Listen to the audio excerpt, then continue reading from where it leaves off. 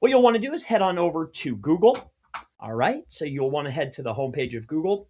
And what you will see is your icon. Perhaps it might just be a letter, depending upon your Gmail account. Alongside of that, I'm utilizing Chrome on a PC computer. And you may not see it because of my dark background, but right here next to the icon, my avatar, you'll see these 9 dots.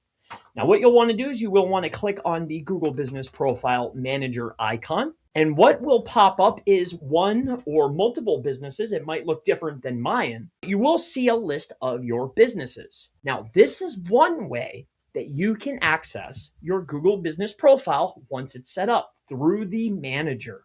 The other way that you can go ahead and access your Google Business Profile is by simply typing in the name of your business. For instance, if I type in Chris Palmer, you can see View Profile, and you will now have access to your Google Business Profile. You can make changes, you can make edits, you can create ads, you can even make other optimizations, create posts, whatever you would like. My name is Chris Palmer with chrispalmer.org.